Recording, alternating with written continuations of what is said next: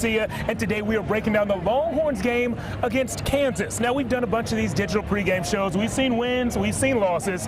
Today's game against Kansas, though, Emily, you're thinking it should be a win? It should be. Yeah, Jake, you agree? That's what I picked. Yeah, I picked that too. So we're all seeing wins here. Unlike what we saw last week, of course, in the Red River Showdown, but even in a loss, there were some silver linings. Emily, you were talking about one of those silver linings earlier today. Yeah, Coach Herman loves to say, a loss doesn't equal failure, which it doesn't. And a lot of things that, they may have done wrong in that game, the biggest lesson is to learn from it. So while everyone is harping on Sam Ehlinger getting sacked 9 times, Texas losing that game, the biggest thing that Coach noticed is how his players bounce back. I learned that our kids play really, really hard for their coaches, which is really important. I learned that there's no finger pointing when adversity hits. Our guys come together, they rally, they give great effort for their coaches. So, that was encouraging to see. Right there, you heard Coach Herman mention the word adversity a few times. This Longhorns team has told us that word time and time again as kind of a theme of the season, how to overcome adversity. Jake, this week in Coach Herman's Monday press conference, one thing that stuck out to me was an interesting story that he had about how his team plans to overcome adversity this week. Yeah, it was the director of player personnel coming up with a pretty cool analogy. It essentially boils down to it's not enough for the Longhorns to recognize the fact that they're struggling. So what? They missed a lot of tackles, they know that, but in order for them to take actual steps to improve it, it involves making actual improvements on the defensive side of the ball. Here's that analogy we're talking about coming from head coach Tom Herman. You're driving down I-35 and you're heading south, and all of a sudden you realize you need to be heading north. It's not just okay to just realize it, right? I mean, you got to do something about it. I got the sense yesterday that story or visual kind of resonated with our guys, and that they're ready to get off the off-ramp. Okay, we realize what's going on. Now let's do the things necessary, which is get off the off-ramp, make a U-turn, and head the other direction.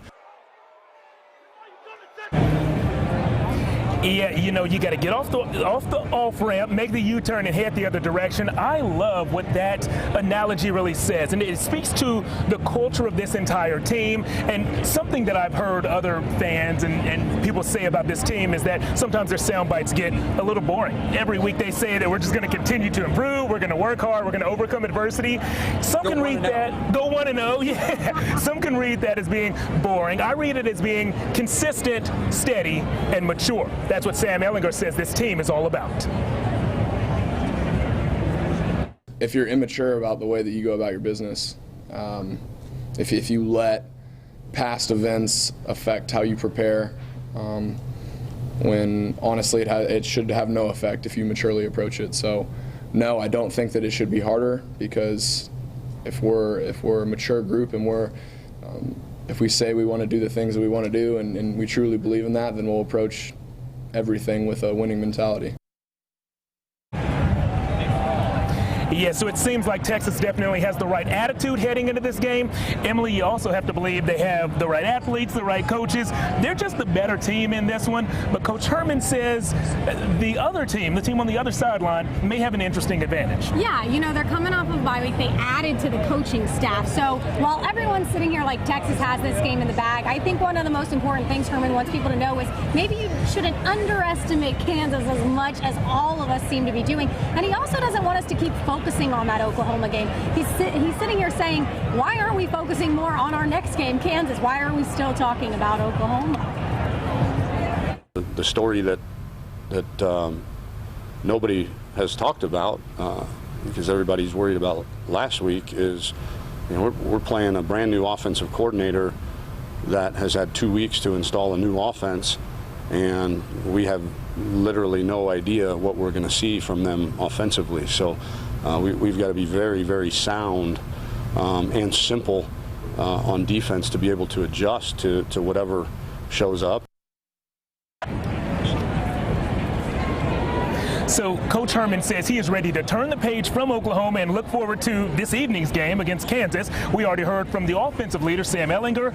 And Jake, we also heard from Brandon Jones, who is one of the team's defensive leaders, and he had a warning for the team and the fans. Yeah, you have to think about a few things right now. What does Texas have going against it coming into this matchup tonight? Well, first of all, they don't have any sacks in their past 2 games, only 10 on the entire season. So failing to generate a pass rush, kind of a bit of a problem. And then I'm going to go down a list here. I'm going to read you all the guys who are out of this game for Texas. Chris Brown, fractured forearm. Jeffrey McCulloch, a separated shoulder. Jalen Green, also a shoulder injury. Caden Stearns. You got Jordan Winnington still nursing that hernia. Josh Thompson broke his foot. Malcolm Roach suspended for the first half of tonight's game after the targeting penalty last week. So all that combined together, maybe Kansas does have a little bit of a shot tonight against Texas.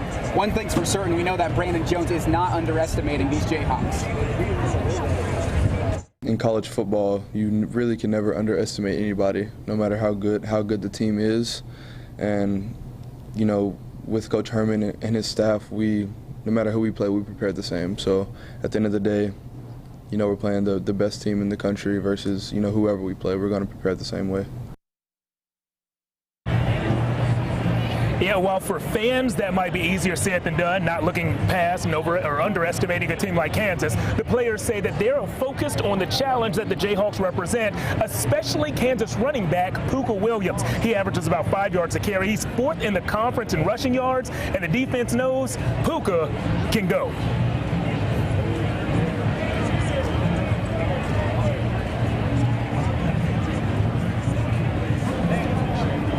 Their running back is explosive. He's great. He can make a lot of people miss. You think he's tackled, then out of nowhere he's running for 20 more yards. He's one player you have to take him to the ground and make sure he's on the ground. I've only really watched their running tape, and he's been doing amazing from what I've seen.